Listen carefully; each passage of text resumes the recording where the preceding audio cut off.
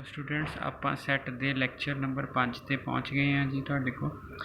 ਤੇ ਇਹ ਤੋਂ ਪਹਿਲਾਂ ਆਪਾਂ ਥੋੜਾ ਜਿਹਾ ਜੋ ਵੈਨ ਡਾਇਗਰਾਮਸ ਸ਼ੁਰੂ ਕਰ ਲਈਆਂ ਸੀਗੀਆਂ, ਜਿਵੇਂ ਆਪਾਂ ਨੇ a-b ਦੀ ਬਣਾਈ ਸੀ। ਉਹਦੇ ਵਿੱਚ ਆਪਾਂ ਨੇ ਕਿਹਾ ਸੀ ਆ a ਹੈ, ਆ b ਹੈ, ਆ ਪੋਰਸ਼ਨ ਸਿਰਫ a-b ਹੈ। ਆ ਪੋਰਸ਼ਨ ਜਿਹੜਾ ਹੈ ਸਿਰਫ ਇੰਨਾ, ਇਹਨੂੰ ਅਸੀਂ b-a ਕਹਿੰਦੇ ਸੀ। ਡੈਫੀਨੇਸ਼ਨ ਸਾਡੀ ਸੀਗੀ ਕਿ ਅਗਰ ਅਸੀਂ a-b ਨੂੰ ਬਿਲੋਂਗ ਕਰਦੇ ਹਾਂ ਤਾਂ x belongs to a and x not belongs to b। a ਵਿੱਚ ਹੋਵੇ ਪਰ b ਵਿੱਚ ਨਾ ਹੋਵੇ। ਠੀਕ ਹੈ ਜੀ। ਹੁਣ ਇਹਦੇ ਤੋਂ ਆਪਾਂ ਅਗਰ ਅੱਗੇ ਚੱਲੀਏ, ਜਿਹੜਾ a-b ਉਹਦਾ ਪੂਰਾ b-a, ਅਗਰ ਇਹਨੂੰ ਆਪਾਂ ਇਕੱਠਾ ਕਰ ਦਈਏ ਤਾਂ ਇਹਨੂੰ a ਡੈਲਟਾ b ਕਹਿੰਦੇ, ਇਹਨੂੰ ਕਹਿੰਦੇ ਸਿਮੈਟ੍ਰਿਕ ਡਿਫਰੈਂਸ।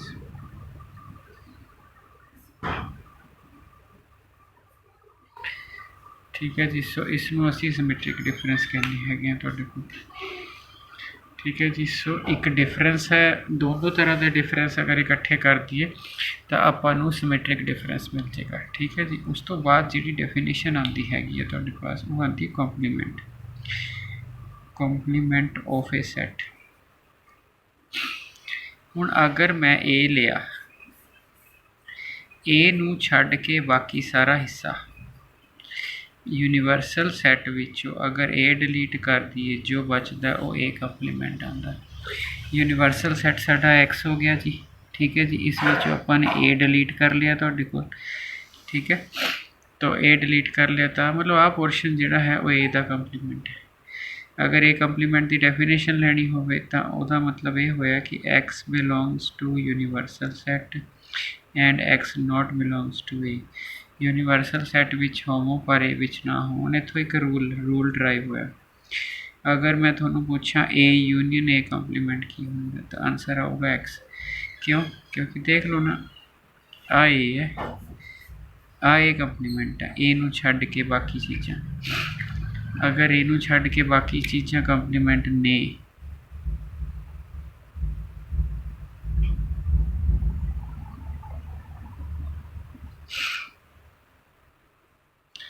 ठीक है, तो दोनों नूं इकट्ठा करांगे। ए नूं भी कह रहा हो, कहता ए तो ए दे कंप्लीमेंट की यूनीयन करो, कंप्लीमेंट आए तो टोटल एक्स ए बनूगा। ए तो ए दे कंप्लीमेंट की इंटरसैक्शन करो। इंटरसैक्शन का मतलब ये है कॉमन, ये चो कॉमन कौन काट दो, ये आठ है, वो आठ है, तो इंटरसैक्शन वाइज ये दो रिजल्ट आप ड्राइव कर ले। ठीक है जी। सो ये चीज़ें आपने ख्याल रखनिया है तुहाडे कोल, क्योंकि एवें नहीं है तुहाडे कोल बई आप रट्टे मारी जाइए। अगर आपां डायग्राम पता है तो आप डायग्राम तो काफ़ी कुछ बना सकते हैं। ठीक है जी। फिलहाल असी बेसिक्स कर रहे हैं तुहाडे कोल। ठीक है। तो अगर हुण आपां देखिए तुहाडे कोल क्वेश्चनस की गल करिए तुहाडे कोल,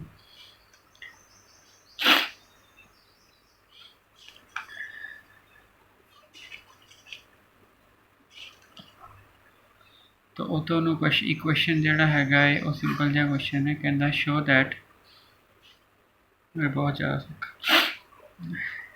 कहता कि a-b union a intersection b is a। Show by Venn diagram, show by Venn diagram. So Venn diagram ना शो करो। ठीक है जी। बाकी तो अलजबरा है, अलजबरे नाल तो शो करांगे ही करांगे, वो तो बाद च आवांगे। सो जे मैं वेन डायग्राम ना शो करना होवे तो पहली वेन डायग्राम च a-b दिखाओ। सो आ थोड़ा a-b है।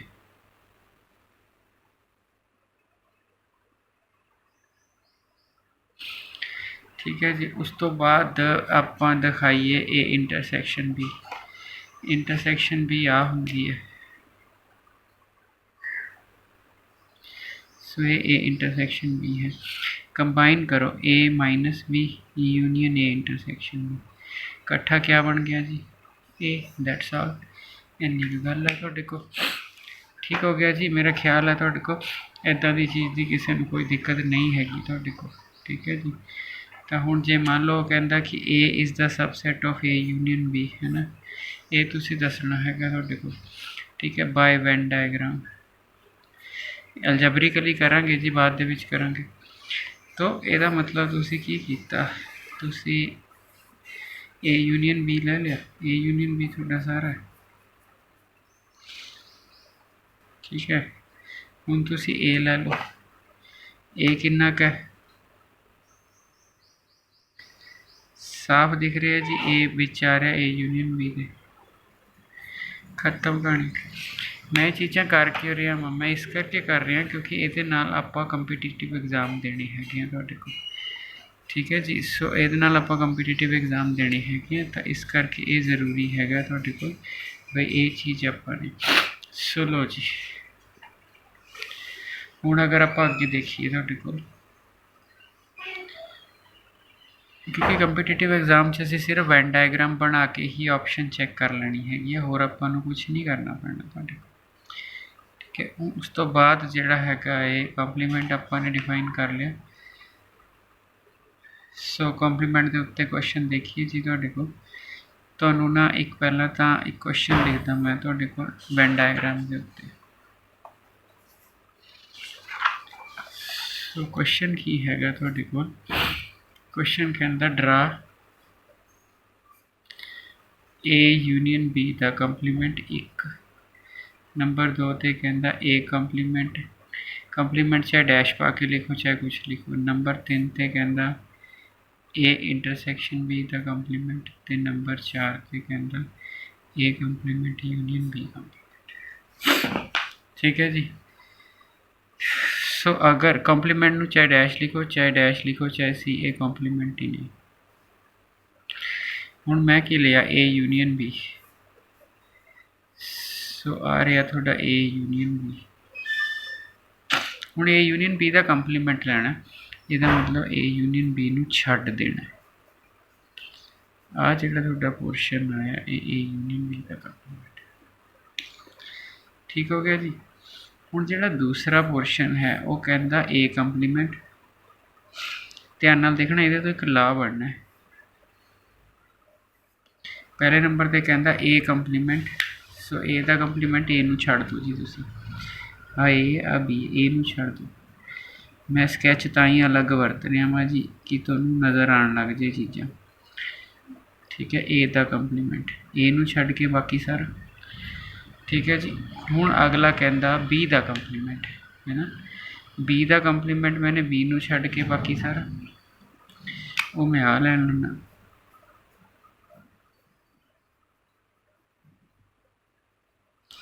B ਨੂੰ ਛੱਡ ਕੇ ਬਾਕੀ ਸਾਰਾ। ਠੀਕ ਹੈ। ਤਾਂ ਉਹ ਕਹਿੰਦਾ A the compliment intersection B the compliment. ਮਤਲਬ A ਦੇ ਕੰਪਲੀਮੈਂਟ ਲਈ ਮੈਂ ਤੁਹਾਨੂੰ ਜਿਹੜੀ ਹੈਗੀ ਹੈ A ਦੇ ਕੰਪਲੀਮੈਂਟ ਲਈ ਮੈਂ ਤੁਹਾਨੂੰ ਜਿਹੜਾ ਦਿੱਤਾ ਸੀਗਾ ਪੋਰਸ਼ਨ ਉਹ ਸੀਗਾ ऑरेंज कलर ना। B ਦੇ ਕੰਪਲੀਮੈਂਟ ਲਈ ਮੈਂ ਨੀਲੇ ਨਾ। ਇੰਟਰਸੈਕਸ਼ਨ ਦਾ ਮਤਲਬ ਹੈ ਕਾਮਨ ਕਲਰ। ਕਾਮਨ ਕਲਰ ਕਿੱਥੇ ਕਿੱਥੇ ਆ ਰਿਹਾ ਹੈ? ਮੈਂ ਤੁਹਾਨੂੰ ਬਾਉਂਡਰੀ ਬਣਾ ਦਾਂ। ਆ ਸਾਰੇ ਪੋਰਸ਼ਨ ਤੇ ਕਾਮਨ ਕਲਰ ਆ ਰਹੇ, ਜਿੱਥੇ ਮੈਂ ਨੀਲਾ ਲਾ ਰਿਹਾ ਇਹ ਤੋਂ ਬਾਹਰ ਸਾਰੇ ਤੇ ਕਾਮਨ ਕਲਰ ਹੈ। तो बाहरला क्या है वो A union B the compliment.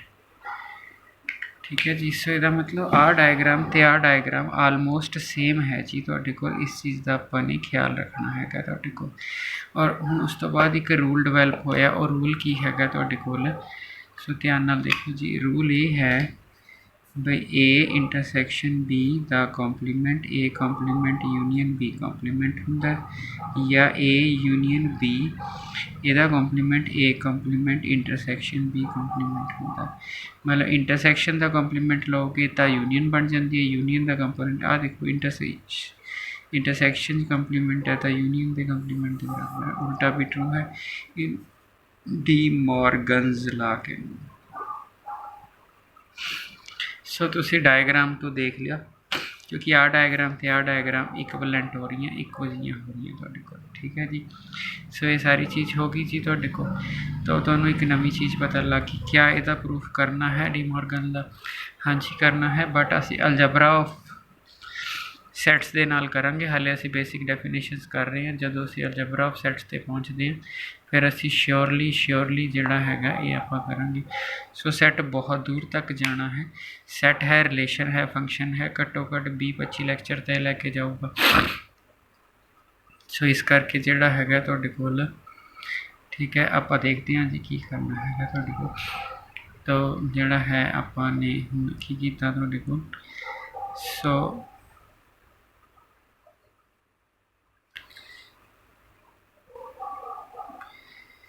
तीसरा वाला पार्ट दी डायग्राम बनाइए जी आप। सो ये दो पार्ट रह गए, पहला हो गया, दूजा हो गया, तीजे दी अगर तीसरे वाले पार्ट की मैं डायग्राम बनाना वही देख लो, छोटी जी डायग्राम है। वो कहता ए इंटरसैक्शन बी का कॉम्पलीमेंट लेना, इनू छड्डना है आपने, तो यदा मतलब ए इंटरसैक्शन बी का इन्ना पोर्शन है, इनू छड़ दो। ए इंटरसैक्शन बी आ भी छड्डनी, सो जो इंटरसैक्शन है उसनू छड़ दो, बाकी सारा डिजायर्ड पोर्शन थोड़ा तैयार हो जाएगा। लास्ट है जोड़ा थोड़े कोल ए इंटरसैक्शन बी ए सीगा, आपां तो बार कंप्लीमेंट लिया ए इंटरसैक्शन बी का कंप्लीमेंट, ठीक है। ये भी डी मॉर्गन्स लॉ का ही है, ए इंटरसैक्शन बी का कंप्लीमेंट, ए इंटरसैक्शन बी का कंप्लीमेंट, ए कंप्लीमेंट यूनियन बी कंप्लीमेंट, और लास्ट वाली चीज़ मेरी की है ए कंप्लीमेंट यूनियन बी कंप्लीमेंट। सो आ तुसी ए लिखिया, ए का कंप्लीमेंट ले लिया तुसी, ए का कंप्लीमेंट मैंने ए नू छड्ड के बाकी सारा, तुसी बी का कंप्लीमेंट ले लिया, बी का कंप्लीमेंट मैंने बी नू छड्ड के बाकी सारा, किस पोर्शन से कॉमन दोनों कलर आ रहे हैं, इस ते आ रहे हैं ए इंटरसेक्शन, मतलब A complement intersection B complement, sorry union, A complement ते बी कंप्लीमेंट की यूनियन करनी है जी तुसी, ठीक है। तो यूनियन की आ जाएगी इतने यूनियन है ना, सो जे ए कंप्लीमेंट बी ए कंप्लीमेंट, सो सारा ही आ जाएगा जिथे तुसी कॉमन कलर फेरे, तो जरा वो की नहीं आएगा, बस आ पोर्शन नहीं आएगा, बाकी सारा ही आ जाएगा, बाकी तो सारा ही आ जाएगा। सो ये बनेगा कि ए इंटरसेक्शन बी के कॉम्प्लीमेंट आ जाएगा, यानी कि ये सेम ग्राफ बन गया। सो इनू भी डी मॉर्गन्स लॉ कहते हैं। सो चारे ग्राफ है जोड़े सारिया ने डी मॉर्गन्स लॉ ही एक्सप्लेन किया है। सो आगे जाके करांगे जी इनू भी एक्सप्लेन, ठीक है। हाले डेफिनेशन समझण दे मौत च, तो ये चीज़ आपने लिख ली जी। हुण ज़रा ध्यान नाल देखियो जी, मोबाइल हिल गया। सो आप देखिए जी, तुहाडे कोल वो पुछदा पिया, कहंदा ए यूनियन ए कंप्लीमेंट कितना होगा, फाई कंप्लीमेंट इंटरसेक्शन ए कितना होगा, ए इंटरसेक्शन ए कंप्लीमेंट कितना होगा, यू कंप्लीमेंट इंटरसेक्शन ए कितना होगा। सो ये चार चीज़ां पुछियां ने जी, वन डायग्राम नाल पुछियां ने, क्योंकि कंपीटिटिव एग्जाम विच आपां ने सारा देखना होंदा। सो जे मैं पहले की गल करां, मैंने लगता ऑलरेडी हो गया, आ ए है, ए का कंप्लीमेंट बाहर होएगा, ठीक है जी। ए आए कंप्लीमेंट बाहर है, इकट्ठा करता, सो ए यूनियन ए कंप्लीमेंट ने ना यूनिवर्सल सेट देनी, सो इनू यू यूनिवर्सल कह ली क्योंकि क्वेश्चन यू ते है। तो पहला क्वेश्चन हो गया, ठीक है। हुण अगला क्वेश्चन देखिए जी आप, अगला क्वेश्चन हैगा ए दूजा क्वेश्चन, फाई दा कंप्लीमेंट इंटरसेक्शन है। तो फाई का कंप्लीमेंट का मतलब है, फाई का कंप्लीमेंट फाई एमटी, एमटी का कंप्लीमेंट एमटी छड़ के बाकी सारा कुछ यूनिवर्सल आ जाएगा। सो फाई का कंप्लीमेंट यूनिवर्सल, यूनिवर्सल तो ए का कॉमन। हुण अगर आ सारा यूनिवर्सल है, आ ए है, तो कॉमन की निकलूगा, कॉमन हमेशा छोटा निकलता होंगे। सो आंसर आ गया ए, ठीक है जी। सो बड़े आराम से समझ आ गया जी तुहानूं। तो तीसरा पोर्शन का तो कोई भी रोला है ही नहीं गा, तीजे पोर्शन का मैं पहला भी लिख चुका। सो ए तो ए के कंप्लीमेंट से कुछ भी कॉमन नहीं निकलना, तो आंसर क्या आ गया, फाई। सो चौथे क्वेश्चन की अगर आप गल करिए, यू एदा तुहाडे पास एदा ए नाल यूनिवर्सल का कॉम्पलीमेंट, यूनिवर्सल नूं छड्ड के कुछ बचना ही नहीं, जो कुछ बचना नहीं गा, फाई, फाई का ए ना कॉमन, कॉमन हमेशा छोटा निकलता। सो कॉमन छोटा निकलता, तो आंसर कितना आ गया, फाई। तो ये आम चीज़ां ने जी, बट कंपीटिटिव एग्जाम भी पूछिया जांदियां ने, वैसे भी पूछिया जांदियां ने। सो ठीक हो गया जी। जदों तुसी NCERT करोगे या तुहाडे कोल कोई होर किताब है, तो उहदे विच इस तरह के क्वेश्चनस हैगे ने वेरीफाई करने वाले, इस लॉ नूं वेरीफाई करो, इस लॉ नूं, तो बड़े आराम नाल अगर बंदे नूं डेफिनेशन क्लीयर है तो उसनूं बड़े आराम नाल जिहड़ा हैगा जी हो जाना। किवें मैं करके दिखा देना क्वेश्चन, सो क्वेश्चन में ले लिया यूनिवर्सल सैट ले लिया मैं 1 2 3 4 5 6 7 8 9 ठीक है जी। तो जोड़ा है तुहाडे कोल 2 4 6 8 बी जोड़ा है 2 3 5 7 ठीक है जी। तुहानू कहंदा कि ए यूनीअन बी दा कंप्लीमेंट ए कंप्लीमेंट इंटरसैक्शन बी कंप्लीमेंट इनू कहंदा वेरीफाई करो। ला ए वेरीफाई तो होना चाहिए ही है। ਇਹਦਾ ਕੰਪਲੀਮੈਂਟ ਹੈ A complement union B complement verify करो। ਹੁਣੇ ਇਹ ਚੀਜ਼ ਆਪਾਂ ਪਹਿਲਾਂ ਪੇਜ ਦੇ ਉੱਤੇ ਕਰ ਆਏ ਆ ਆਪਾਂ, ਪਰ ਤਰੀਕਾ ਵੱਖਰਾ ਸੀ ਨਾ। ਇਵੈਂਟ ਡਾਇਗਰਾਮ ਨਾਲ ਆਪਾਂ ਇਹ ਸਾਰੀ ਚੀਜ਼ ਸ਼ੋ ਕਰ ਆਏ ਆ ਠੀਕ ਹੈ ਜੀ। ਸੋ ਇਹ ਚੀਜ਼ ਸ਼ੋ ਹੋ ਗਈ ਤੁਹਾਡੇ ਕੋਲ, ਬਟ ਸਟਿਲ ਹੁਣ ਆਪਾਂ ਜਿਹੜਾ ਹੈਗਾ ਤੁਹਾਡੇ ਕੋਲ ਤਾਂ ਲਓ ਜੀ ਹੁਣ ਆਪਾਂ ਨੇ वेरीफाई करना है। तो वेरीफाई करने ਲਈ ਕੁਝ ਨਹੀਂ ਕਰਨਾ, ਤੁਸੀਂ ਸਭ ਤੋਂ ਪਹਿਲਾਂ ए यूनियन बी निकालनी है। ए यूनियन बी ਦਾ ਮਤਲਬ ਹੈ ਇਕੱਠਾ ਕਰਨਾ। तो 2 4 6 8 ये तो ये हैगा ही सी। बी विच 2 है 2 नहीं लेना, 3 5 7 भी नाल ले लिया ठीक है। हुण तुसी ए यूनीअन बी दा कॉम्प्लीमेंट कड्डो। कॉम्प्लीमेंट मैंने की हुंदा यूनीवर्सल सैट विच, मतलब कॉम्प्लीमेंट का मतलब एक्स विचों ए यूनीअन बी घटा दो है ना। आ रहा एक्स ये चो ए यूनीअन बी घटाना आ रही यूनीअन बचा होया लिखना है। बच कंप्लीमेंट का मतलब है ये सारे एलीमेंट नू छड्ड के यूनीवर्सल सैट की बचता है 1 बचता है 2 हैगा इत्थे भी हैगा 3 हैगा 4 हैगा 5 हैगा 6 हैगा 7 हैगा 8 हैगा ये तो हैगा ही नहीं। सो 1 2 1 बचूगा तो 1 बचूगा फिर 9 सो 2 ही बचनगे। हुण आपां ने ए दा कंप्लीमेंट अलग तो निकालते हैं। सो ए दा कंप्लीमेंट आप अलग तो निकाल लिया। ए वाली आइटमां छड्ड के यूनीवर्सल सैट लिखना 1 लिखना 3 लिखना 5 लिखना 7 लिखना 9 लिखना 9 आइटमां सी 4 छड्डियां 5 रह गई। हुण आपां बी दा कंप्लीमेंट कढना। बी दा कंप्लीमेंट मैंने बी वाली आइटमां छड्ड के 1 लिखांगे 2 छड्ड दांगे 3 छड्ड दांगे 4 लिख लांगे 5 छड्ड दांगे 6 लिख लांगे 7 छड्ड दांगे 8 ते 9।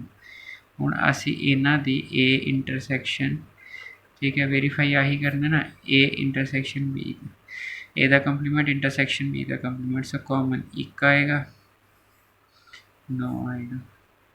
सो ये टैली कर गया जी। सो इस चीज़ में आप कहने हैं जी आपा ने वेरीफाई कर दिता रिजल्ट। सो बड़े ध्यान नाल चैक कर लो जी। सैकेंड पार्ट तुसी खुद तो वेरीफाई कर दोगे, एडा लंबा चौड़ा चक्कर नहीं है तुहाडे कोल ठीक है जी। हुण आपां नूं कुछ हो बस ही कॉमन सेंस वाले क्वेश्चन पुछ लैंदा हैगा तुहाडे कोल। उहदे विच की हैगा तुहाडे कोल कहंदा जिवें ए लिया x such that x even number ठीक है जी ईवन नैचुरल। हुण वो कहंदा ए दा कंप्लीमेंट दसो। हुण जदों तुसीं ए दा कंप्लीमेंट दसोगे नैचुरल नंबर च 2 ही चीज़ां हुंदियां ईवन ते ऑड, ते जे ईवन छड्डणे पै जाण x such that x is odd natural. So ये कंप्लीमेंट लिखा गया। सो मेरा ख्याल है जी कोई एड्डी लंबी चौड़ी गलबात नहीं जी। ऑड लिखा होंदा ठीक है तो तुसी कह देंगे तुहाडे कोल बई ईवन हैगा तुहाडे कोल ठीक है। हुण जे आपां नूं कहा होवे मल्टीपल ऑफ 3 उन्हें कहता A x such that x multiple of 3 ठीक है। तो हुण इहदा कॉम्प्लीमेंट लैना है इनू छड्डना है। हुण तुहानूं तुसीं 3 का मल्टीपल नहीं है तो कह नहीं सकते 4 का 5 का भी हो सकता 2 का भी हो सकता। सो फिर इसका मतलब ए का complement x such that x is not multiple of 3 मतलब एवं इंग्लिश लिखना हो x is not multiple of 3 क्योंकि देखो ईवन वाले का तो पता है भी परले पासे ऑड ही बचूगा तुहाडे पास, बट ये थोड़ी पता जो मल्टीपल ऑफ 3 छड्डना है तो अगे की पॉसिबिलिटी आ सकती है। सो कोई भी पॉसिबिलिटी आ सकती है जी। इस हिसाब नाल आपां ने कर लेना है तुहाडे कोल ठीक हो गया जी। आप बहुत ज़्यादा प्रैक्टिस करनी है जी, इस करके कोई टेंशन वाली गल नहीं जी। बई जिहड़ा हैगा बहुत हौली हौली एक एक लैक्चर थोड़ी थोड़ी चीज़ां समझा रहे हैं तो जे आप लै लीए तुहाडे पास ठीक है। हुण ध्यान नाल सुनो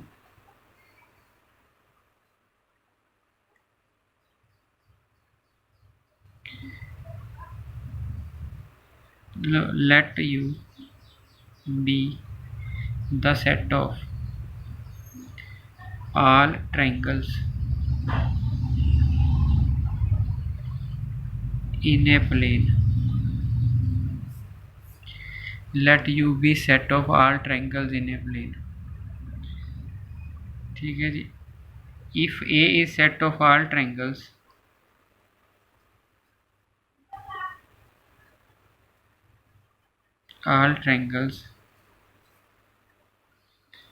with at least one angle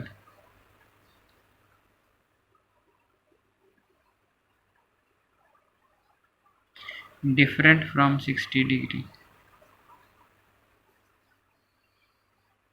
find a complement। ठीक है जी। ਹੁਣ ਜਿਹੜਾ A ਕੰਪਲੀਮੈਂਟ ਹੁੰਦਾ ਉਹ ਹੁੰਦਾ यूनिवर्सल चो A घटा दो।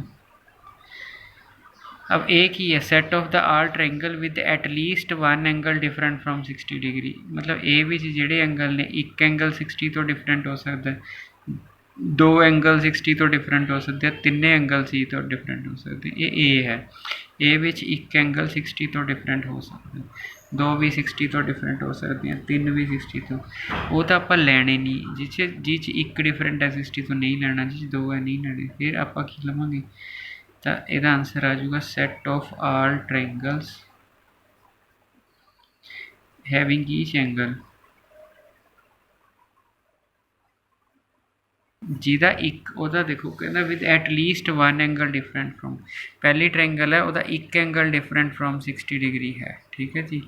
तो होर किसी के दो एंगल भी डिफरेंट हो सकते हैं 60 तो, तीन एंगल भी डिफरेंट हो सकते हैं। ये एक एंगल डिफरेंट है छड्डनी है, दो एंगल वाली छड्डनी है, तीन एंगल वाली छड्डनी है, फिर रखनी किहड़ी है इक्के बचू जिहदे ऑल एंगल 60 डिग्री होणगे, क्योंकि एक वाला भी छड्डना, दो वाला भी, तीन वाला भी, ऑल एंगल 60 डिग्री बचूगी। इसका मतलब इसका आंसर आ जाऊगा set of all equilateral triangles. So इसका आंसर आ गया set of all equilateral triangles.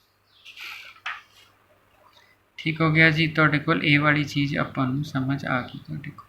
ठीक है, मैनूं लगदा नहीं कोई दिक्कत वाली गल हैगी है तुहाडे कोल, ये आराम नाल बंदा जिहड़ा हैगा कर सकदा है तुहाडे कोल।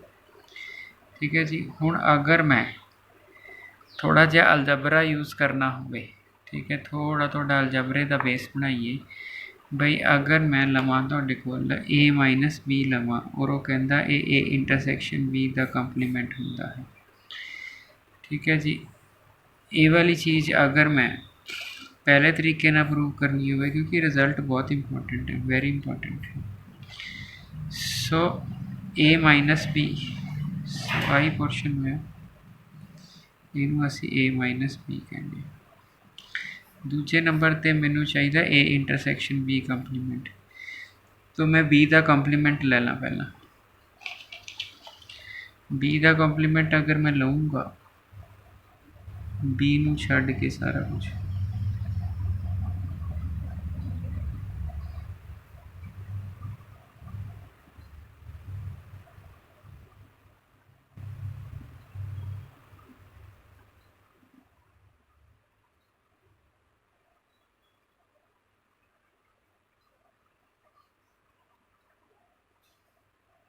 बी नू छड्ड के सारा कुछ है, बी कंप्लीमेंट हो गया। ए लै ए नाल ओहदी इंटरसैक्शन लैनी है ना। ए दा किहड़ा पोर्शन हैगा तुहाडे कोल, ए आए तो ए ना इंटरसैक्शन लओगे तो सिर्फ आही पोर्शन कौन है, इसे पोर्शन ते दोनों स्कैच आए ने। ਇਹਦਾ मतलब आ पोर्शन में तुसी ए इंटरसैक्शन बी कंप्लीमेंट कहने हो तो ए ते इक्विवेलेंट होए कि ना। ਇਹਦਾ मतलब A minus B equal to A intersection B complement हैगा। ये रूल हो गया। हुण इस रूल नूं प्रूव करन दा होर एक तरीका है, बाय डेफिनेशन तो डिवेलप करिए जी माड़ा जिहा तरीका। आपां कहने let x belongs to A minus B। ठीक है जी। x belongs to A minus B। जे x माइनस बिलोंग टू है तो both ways x belongs to A and x not belongs to B। बहुत वेज तां पाया कि उपरला स्टैप उधर नूं भी हो सकता है। ठीक है, बाद में तुहानूं फिर बहुत वेज का भी मतलब समझावांगे, क्योंकि जब तुसीं मैथमैटिकल लॉजिक पढ़ना है, इसकी डेफिनेशन है, इसका यूज़ लिखा हुआ है। बहुत वेज मीनस उपरला स्टैप नीचे, निचला उत्ते जा सकता, गल खत्म। हुण तुसीं ए विच हो एंड तुसीं बी विच नहीं हो, जे आपां कहिए भी आ मेरा बी है और मैं बी विच नहीं हाँ, काटियां मार दो तो बाहर होंगे, बाहर होंगे तो फिर बी दे कॉम्प्लीमेंट होंगे। ठीक है जी। सो हो गया जी। तो अगे तुसी ए हो एंड है तो बी है। एंड केड़ी डेफिनेशन होंदी है जी? इंटरसैक्शन दी। सो अब इहदा एलीमेंट लिया सीगा, इहदे च बचाता। तो देयरफॉर आपां कहांगे कि A minus B is same as A intersection B दा कंपोनेंट। सो ये एक अलजबरिक टच दिता गया जी क्वेश्चन नूं तुहाडे कोल, ठीक है। सो इस तरह के बहुत क्वेश्चन, इस तरह के उत्ते मैं एक स्पैशल लैक्चर बनाऊँगा। ये तो हजे सिर्फ एक अलजबरिक टच इस करके दिता भी थोड़ा एक आइडिया हो जाए बई हाँ ये चीज़ इस तरह प्रूफ किया जा सकता, ठीक है जी। सो इन्ना कर लियो जी। ये बाकी जोड़ा है आप नैक्सट लैक्चर करांगे। Thank you.